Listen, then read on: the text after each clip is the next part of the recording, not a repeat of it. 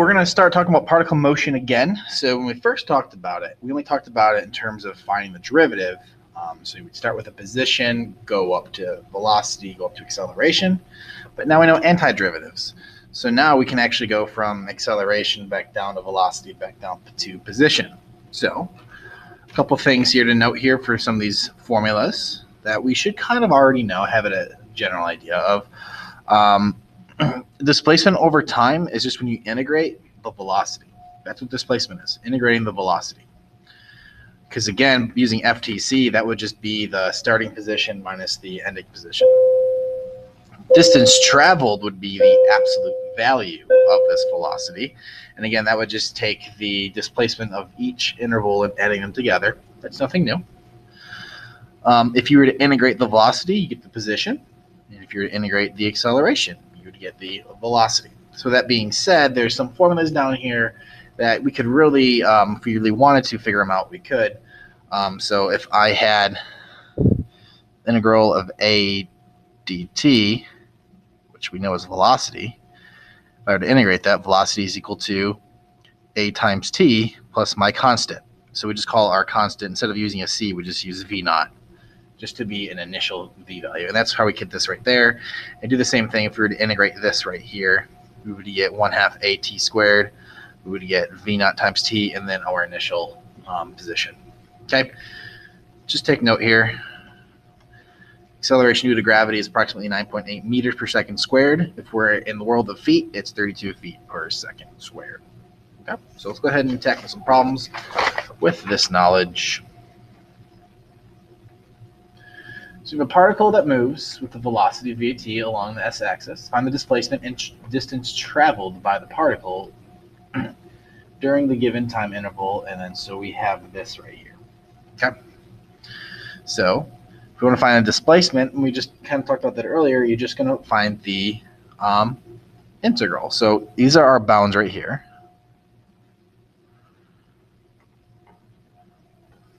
So to find the displacement, you're going to integrate from my bottom time to my top time of my function, which is just cosine of t dt. Okay, nothing weird going on here with the integration. It's pretty straightforward. The antiderivative of cosine of t is going to be sine of t, and we have to evaluate that at 2 pi and pi over 2.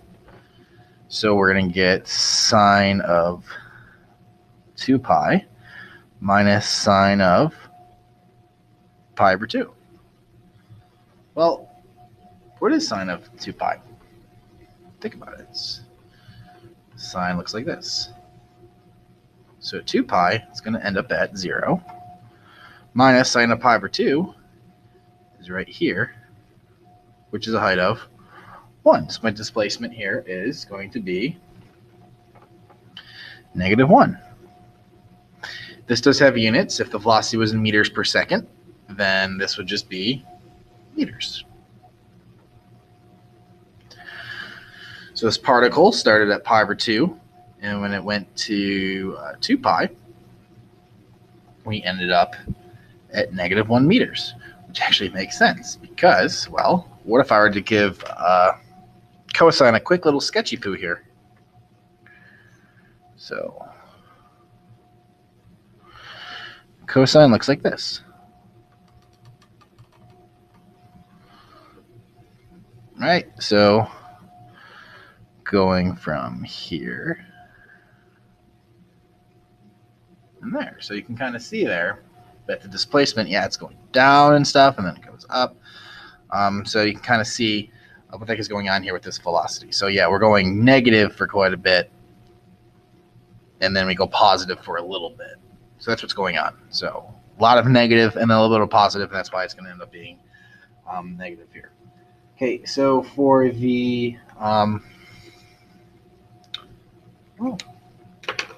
distance, because it wants our distance. Yes, it does. So for our distance, we're going to integrate from pi over 2 to 2 pi of the absolute value of cosine of t dt. So now it really helps to know when cosine is negative. Well, kind of have that up here. So what I'm really trying to integrate here is, well, I said it started here, right? So instead of going down, I'm actually going to have this right here, right? And then it's going to go from here to here. So I have to find these two areas, this area underneath the dotted and then this area underneath that little solid part. Okay, so since this is the absolute value, I'm actually going to go from negative pi over 2 all the way to 3 pi over 2. And if I'm like a little bit of a sign chart here, just so you can kind of understand what cosine looks like. So this is what cosine looks like. So from 0 to pi over 2, it's positive. From pi over 2 to 3 pi over 2, it's negative.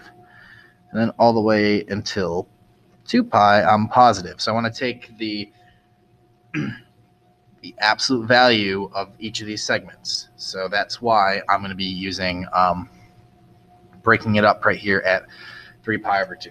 Okay, so since I'm doing this, I'm now going to set this now equal to, and break this up now from pi over 2 to 3 pi over 2 of a negative cosine of t, and that'll give me a positive value because it's absolute value, I'm just flipping it, and that's why it's negative. Plus, integrate this from 3 pi over 2 all the way to 2 pi of my positive cosine of t dt. So this is the setup. Now, obviously, you can do this on your own. I'll kind of just show you a little bit of the grunt work here. So this is going to give me negative sine of t, evaluating that from 3 pi over 2 to pi over 2, plus this would be sine of t, evaluated from 3 pi over 2 to pi over 2. Sorry, to 2 pi. And then this answer would equal, so you would do this one on your own, whatever, and you would actually get an answer of 3 meters for my distance travel. Okay? Give you a quick little bit of a heads up about some of this trig stuff. So if we're looking at the area of each of these, this is 1. This is -1, this is -1, and then this is 1. So in each quadrant, the area is only 1 for just a standard, just for a parent function. So each quadrant's 1. So that's why when you raise this up, well, okay, it goes to 1, 1, and then 1. That's why I get 3 for that. So kind of useful little information there. Might help you speed up some things that you do. Okay. All right. Here are some results. Here, my webcam's going nuts for some reason. My phone's trying to repeat everything I'm saying and Googling it. All right.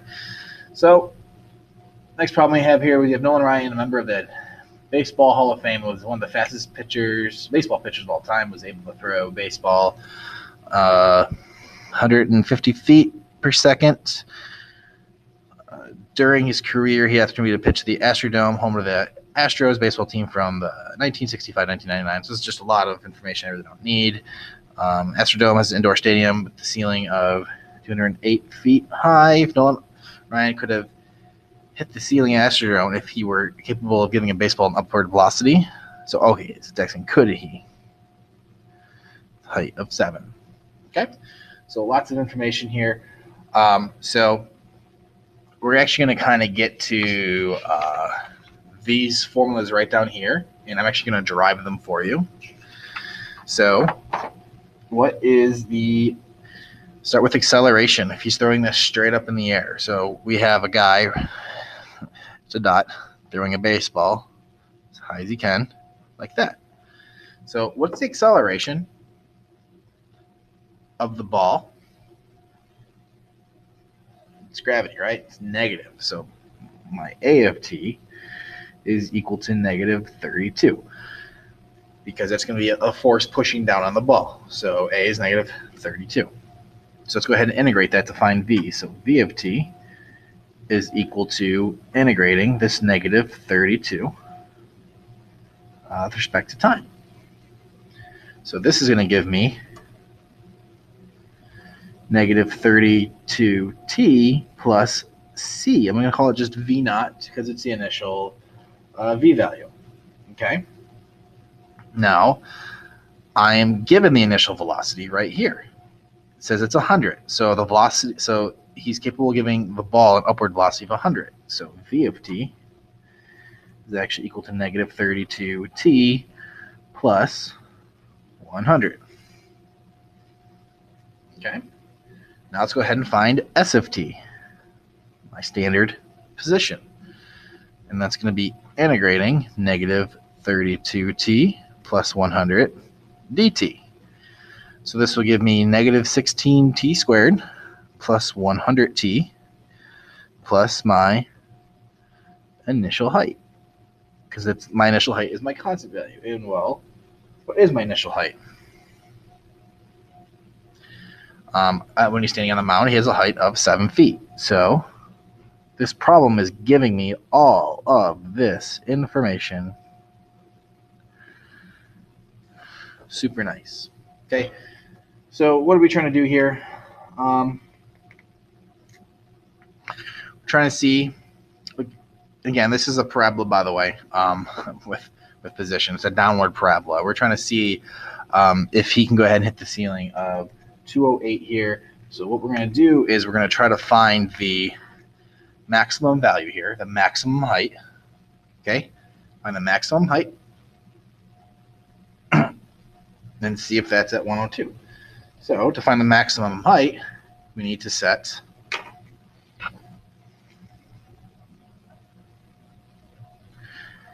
v of t equal to 0. And that will give us our extrema. So let's go ahead and do that. So we're going to get negative 32t plus 100 equal to 0. And you're probably asking yourself, well, then why the heck did I find the position? Well, you need to find the time where the maximum happens, and we're going to plug that time back into our position. So that's why we do need to know that.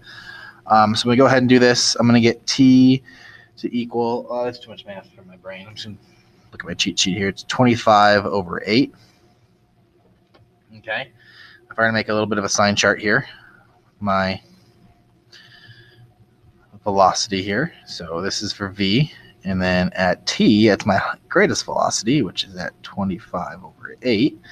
Make a sign chart. You'll know it's my greatest because, well, this is, if you're to plug in a number that's less than that, like a 0, we get positive. If you plug in a number that's bigger than that, like a 50, and definitely that's bigger than that, you're going to get a negative value. So I do know that this is a maximum. So we have a max at t equals 25 over 8. All right, so what is s of 25 over 8? Well, I'm sure this would be a calculator problem, by the way, because we would not give you anything that you couldn't do with either real quick side work or in your head. So I'm going to look at my little cheat sheet here and say that find this out. We're actually going to get this to equal 163.25 feet. Okay. So looking at my maximum height now, because this was the maximum velocity at the position. Position represented height in this problem. That's my maximum height. So is Nolan Ryan going to be able to hit the ceiling of the Astrodome? Well, the answer is no. He will fall short by, again, cheat sheet, 44.75 feet. So there you go. There's just using a little bit of calculus there with the particle motion and reevaluating it. The big thing from this problem I want you to grasp here is you'll have lots of problems, not necessarily like this with the baseball stuff, but you're going to have problems where you're going to need to integrate acceleration and then find that constant for the velocity. That's going to happen pretty frequently. So just understand how we went from here. Again, if you're confused how we start with negative 32, it's just gravity. That's just every single problem. Usually they're going to give us what the acceleration is, and then they'll give us some bits and pieces of information to go ahead and find our standard equation before velocity, before acceleration. So that's the important stuff that you do need to know, is know how to start from here. They'll give this to you most times, and then work your way back all the way to right here. Okay? This problem gave us this information a lot of times. Sometimes you just have to solve it by using the fundamental theorem of calculus. But that's it. This is particle motion revisited.